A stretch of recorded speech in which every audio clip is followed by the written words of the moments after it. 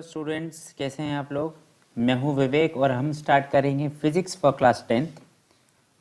तो this year we are going online और हमने सोचा कि let's start with physics because physics has the most of the concepts. Physics for class 10th। तो this is our introductory class.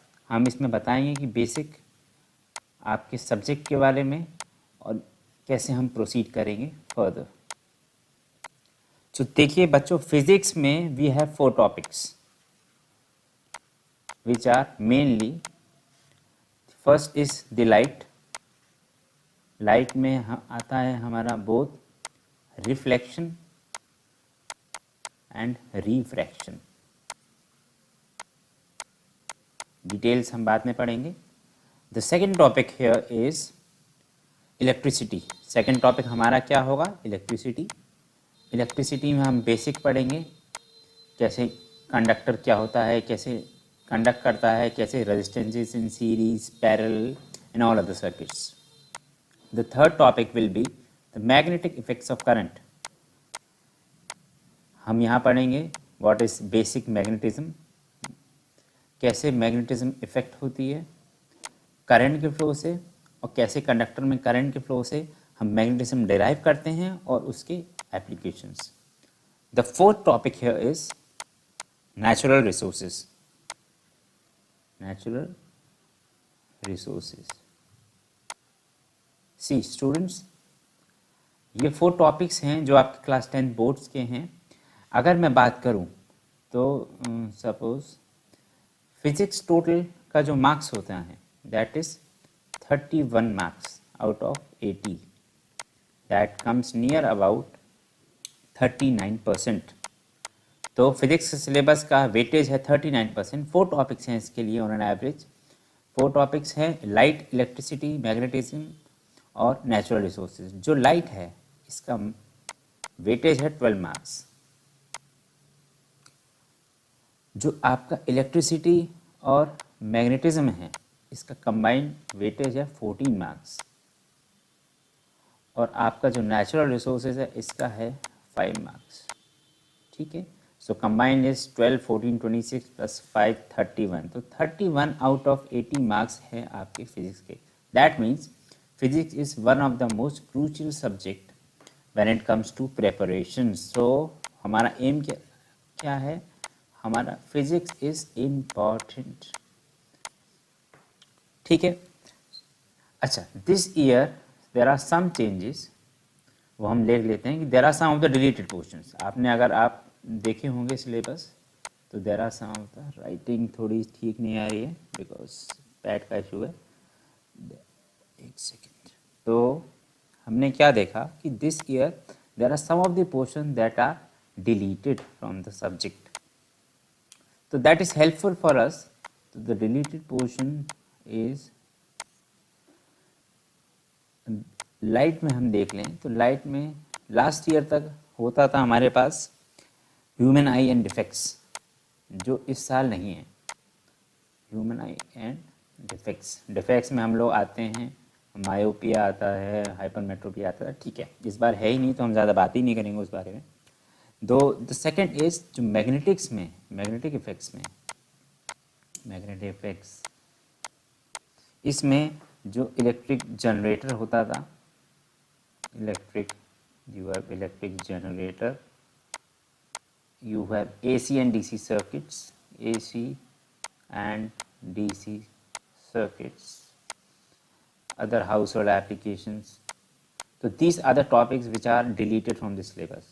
Household application, इसका क्या मतलब है कि जो रिमेनिंग टॉपिक्स है you need to work on them very hard because जो चीज़ delete हो गई है वो तो हट गई, तो उनको भी पता है कि आपके सिलेबस कम हो चुका है, पर जो आपका सिलेबस बचा है उसमें से क्वेश्चंस अच्छे आएंगे। More conceptual clarity is required. This is, इस बार आपको थोड़ा देखना पड़ेगा। There is more conceptual clarity, but students tension नहीं लेनी है बिकॉज हम हैं ना आपके लिए। हम आपके कॉन्सेप्चुअल पूरे क्लियर करेंगे। हमारा जो बेसिक एम है कि अभी तक जैसे कि suppose this is November and, तो नवंबर में आपका 80 to 90% सिलेबस ऑलमोस्ट ओवर हो चुका होगा। सो यू नीड इज़, ये जो आपके आने वाले 2 महीने हैं, 2 months, these are very crucial, that is your January and December and January। इसमें आप जितना अच्छा रिवीजन कर लेंगे, आप अपना जितने अच्छे कॉन्सेप्ट्स को सही कर लेंगे, ये मानिए कि आपका उसी के बेसिस पे you will secure good marks. And इस बार हमने पूरी कोशिश करेंगे कि you will not score less than 29 marks out of 31। यह हमारा टारगेट रहेगा टू ऑल। इसके लिए स्टूडेंट्स करना कुछ नहीं है, आपको बस अच्छे से वीडियोस देखनी है, उसको फॉलो करना है, और जो हम ट्यूटोरियल्स दे रहे हैं और जो हम आपको सॉल्यूशंस दे रहे हैं उसको समझना है, रटना नहीं है। आप समझिए, आपको अगर कोई दिक्कत है तो आप डाउट पूछिए, और अगर कोई दिक्कत है तो हमारे पास अब हम व्हाट्सअप चैनल भी चलाएंगे, एक व्हाट्सअप पूरा व्हाट्सअप नंबर है, टेलीग्राम है, फेसबुक पेज है, आप उसके थ्रू भी हमसे जुड़ सकते हैं। And you can find the answers of all your queries. ठीक है, तो होप आई एम फाइन। हमारी जो अप्रोच रहेगी वो आपको जानना थोड़ा ज़रूरी है, इसके लिए हम आपको बताते हैं कि हमारी बेसिक अप्रोच क्या रहेगी। This will be our methodology of teaching. Writing इतनी खराब नहीं है, मुझे लग रहा है आप समझ पाएंगे। तो सबसे पहले हमने क्या किया है इस बार, we are following a concept known as reverse engineering. अब आप कहेंगे ये क्या होता है? सी स्टूडेंट्स, कुछ नहीं है, हमने क्या किया, पिछले 10 ईयर के आपके क्वेश्चंस देखे, क्वेश्चंस के बेसिस पे हमने एक आइडिया लगाया कि व्हाट आर द एरियाज जो सीबीएसई कंसर्न करता है। हम वही फोकस करेंगे जो सीबीएसई ज़्यादा पूछता है, या फिर जो एरियाज जिनमें कॉन्सेप्ट्स होते हैं। Y important? सी आप चाहे बेसिक फिजिक्स पढ़ें, स्पेशली फिजिक्स के बारे में बोल रहा हूँ, फिजिक्स में वो चीज़ें ज़्यादा इम्पॉर्टेंट हैं जिसके एप्लीकेशंस हैं डेली लाइफ में, और जो रिसेंट में चल रहा है, which have an importance, recent importance. इन सब चीज़ों को देखते हुए हमने वह इम्पॉर्टेंट टॉपिक्स लिए हैं जो आपके बोर्ड्स के लिए इम्पॉर्टेंट हैं। तो that is through reverse engineering means हम बैकवर्ड अप्रोच लगेंगे कि हम ये देख के क्या इम्पॉर्टेंट है हम आपको बताएंगे, जिससे कि आपका प्रॉपर रिवीजन हो सके।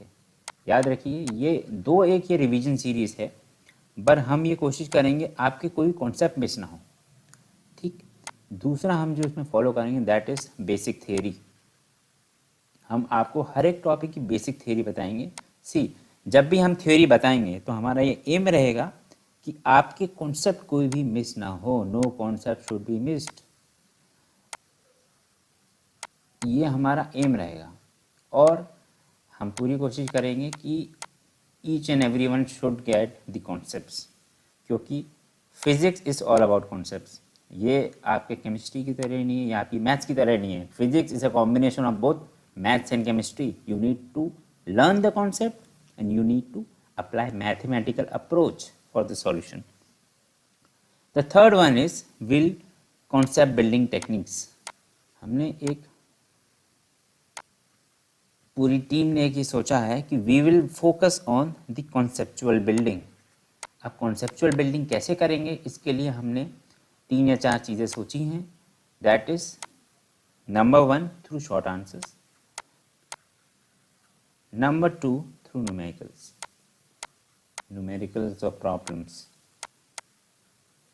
number 3 is through real life examples. See real life examples बहुत इंपॉर्टेंट है, आपको समझने में आसानी होगी जब मैं बोलूँगा कि हाँ बॉल ऊपर से नीचे गिरी, उस पर ग्रेविटेशनल फोर्स लगा, नीचे से ऊपर जा रही है तो उस पर पोटेंशियल इंक्रीज हो रहा है, mgh हो रहा है, काइनेटिक एनर्जी है, कोई मूवमेंट है तो काइनेटिक एनर्जी हो रही है। अगर ये मैं बोलूँगा कि साइकिल का टायर मूव कर रहा है तो सर्कुलर एनर्जी है। ये मैं बोलूँगा कि इलेक्ट्रिक करंट आपके सर्किट में फ्लो हो रहा है। मैं ये कहूँगा आप स्विच ऑन कर रहे हैं मशीन तो आपकी मोटर चल रही है। तो मैं जनरेटर बोलूँगा कि आप जनरेटर से घुमाते हैं तो आप एनर्जी प्रोड्यूस हो रही है। तो these are all real life examples. तो these are very important for your learning.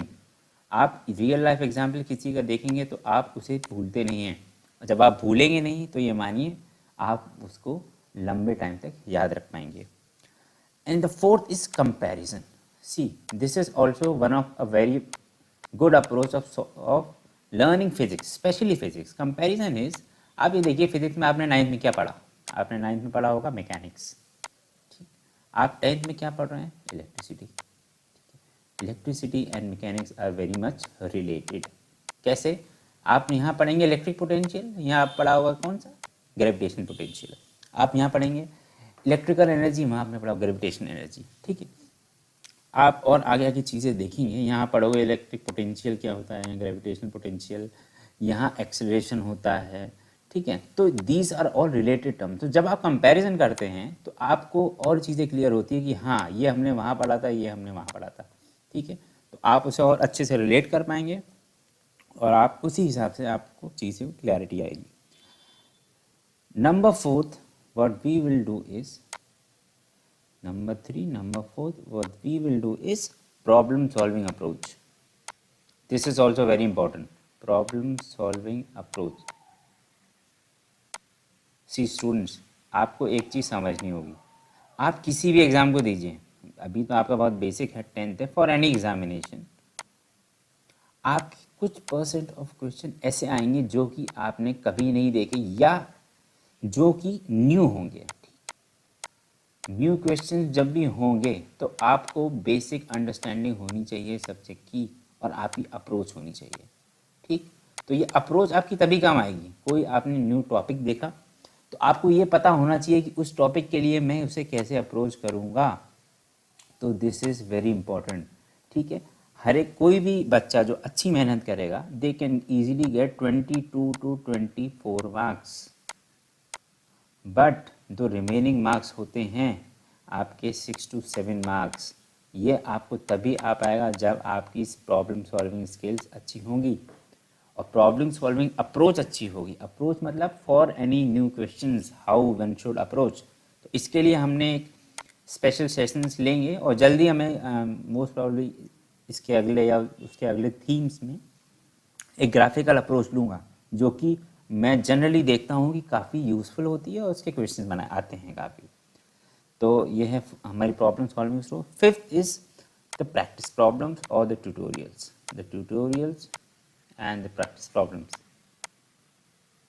and practice problems।